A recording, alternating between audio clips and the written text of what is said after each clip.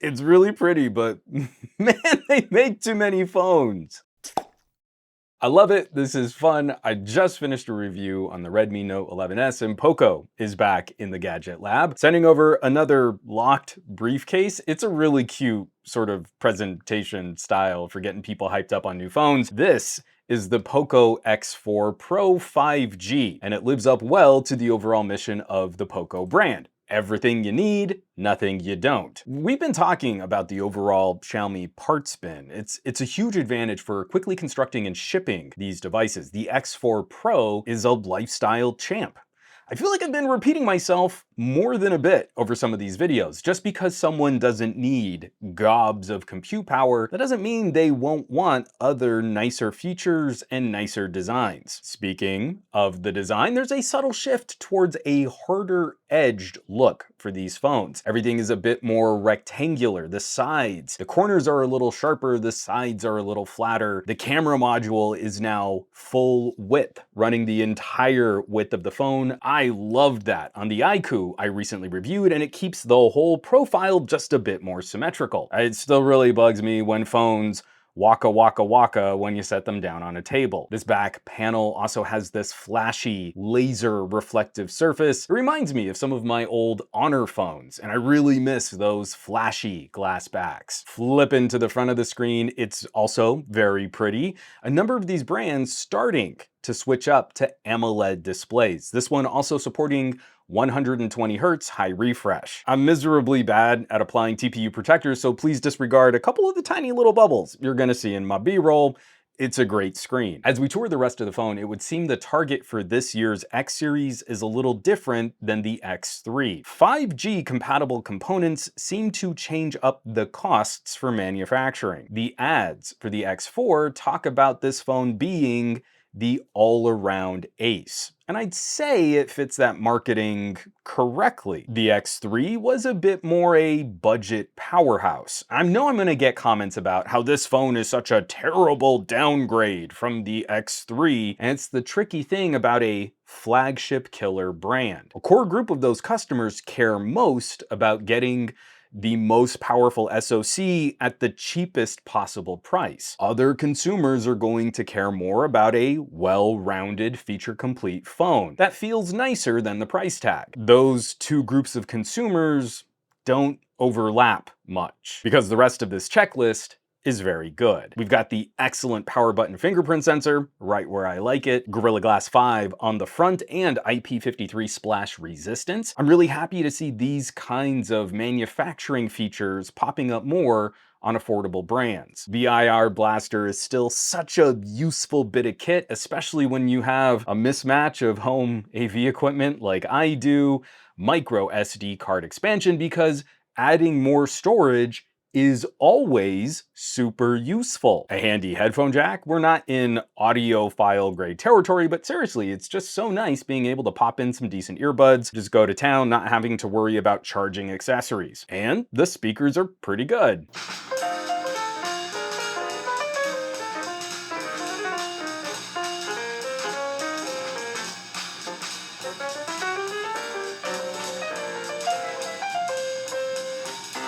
Like, point for point for point, Xiaomi's collection of parts and pieces is just put to great use here. Now, moving to 5G, we step down in compute power to the Snapdragon 695. The X3 was using an SoC roughly in the performance tier of phones like Galaxy S10s, LG G8s, 2019 premium tier phones. The X4 takes a hit, falling a little behind phones like the Galaxy S9 and LG G7, or 2018 premium tier phones. Beyond the X label for this phone, our expectations need to shift a bit. This won't get as strong a recommendation for the more power user situations. It'll be noticeably less capable editing and rendering video. It's a little pokier editing photos in more demanding apps. You'll definitely feel it playing more graphics intense games, but we're in great territory for, well, optimized titles and casual games. This has been a long-standing sweet spot for daily driver performance, not too dissimilar from running a Pixel 3a here in the United States. It's a level of compute power that's perfectly adept at communication and social media. You can drive a solid camera experience, but you'll feel it if you try to multitask heavily. Once you're in an app, it's not going to be much functionally different than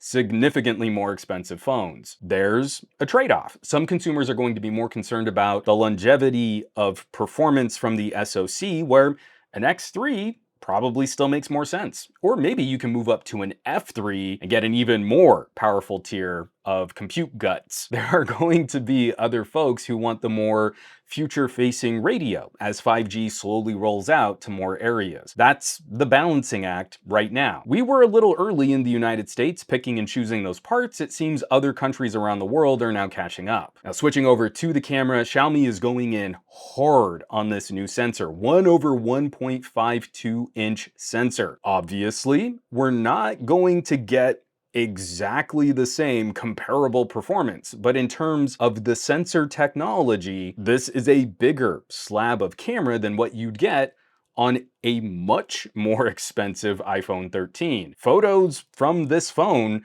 are really consumer pleasing. Vibrant, overall color processing is juicy, but the sensor is respectably capable. A challenging frame of red flowers, we avoid a lot of the color clipping, but highlights are definitely getting a bit sizzly. It's stellar for landscape blue sky shots.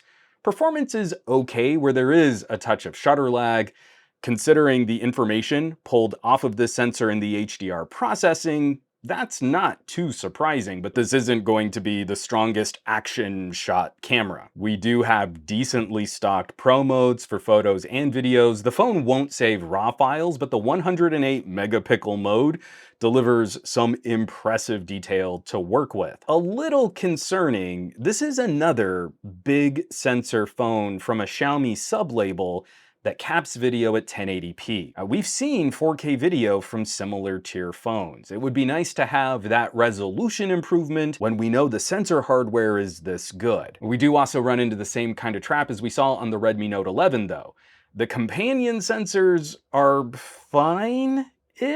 Well, the ultra wide is fine. It's a good wide shot. It's good for some simple one-button panoramas. Anything where you don't feel you need to pixel peep or crop in to see finer level detail, it's okay. In fact, sometimes it's very good. The macro shooter is not much worth it. You can get closer, but image quality isn't much useful, especially compared to a 2x zoom from the main camera sensor. If you can stage just a little farther away from your subject, you'll get better detail and a much nicer depth of field. But again, that just highlights the strengths of this main sensor. The X4 was my main camera for a recent trip to the zoo, and it plays with light really well. Like, I could make large prints off of these photos. The TLDR for this phone, generally very strong for still photography.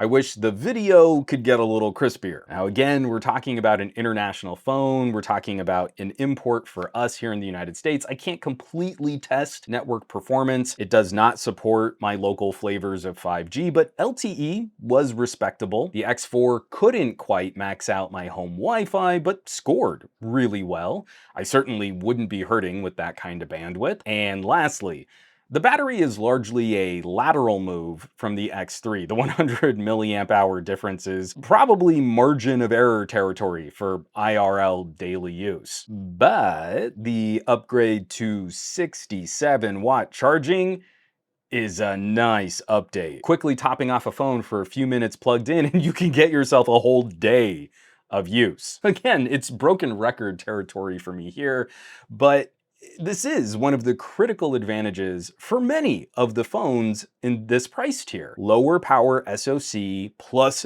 big battery equals lots of runtime. 2 days of moderate use should be easily attainable with a little user idea towards efficiency. And lastly, a short chat on software. The phone is rocking MIUI 13 on Android 11. It's encouraging that these heavier skins don't seem to tank performance as much as they used to in years past. The screen helps with a generally fluid experience, though.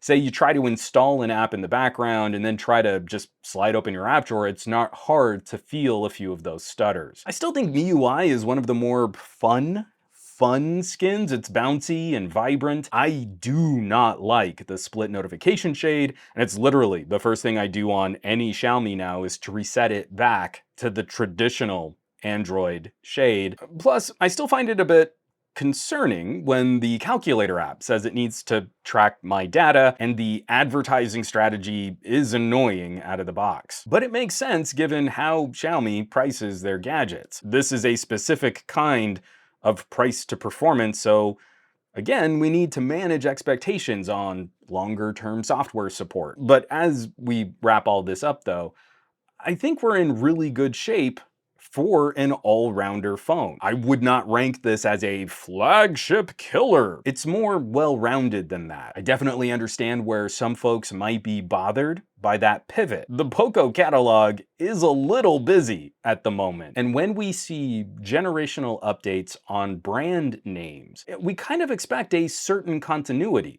From the X2 to the X3, we saw a step up in SoC power. Interestingly enough, moving from an X2 to an X4, a number of these points are going to be lateral moves. The screen is nicer, the storage gets a bump, the charging is faster, and we get the 5G. But it's not the kind of upgrade we often expect from a 2-year cycle on consumer tech. It really shows the impact 5G support is having in a number of areas. If you're building a low-margin phone, that part swap starts to feel like snapping Lego pieces around. I think the Poco mission is alive and well. These continue to be streamlined options offering up a great daily driver experience. The prices are brutally competitive, but in the face of component shortages, distribution issues, and adopting new expensive radios, I think we're going to need to be a little flexible with the idea of an upgrade over the next couple years. Keeping the potential customer in mind, the X4 Pro is an easy recommend.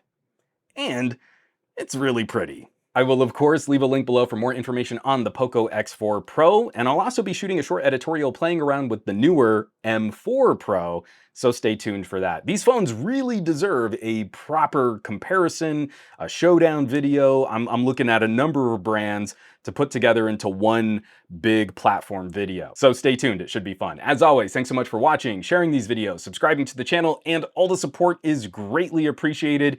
You might want to consider joining the list of names scrolling by on your screen from my Patreon, patreon.com/somegadgetguy. This list is basically a collection of the coolest tech pals in the universe. So I hope you'll check them out. Now, you know where you can find me around the rest of the internet at somegadgetguy on the Twitters and the Twitch, Facebooks and Instagrams, and I will catch you all on the next review.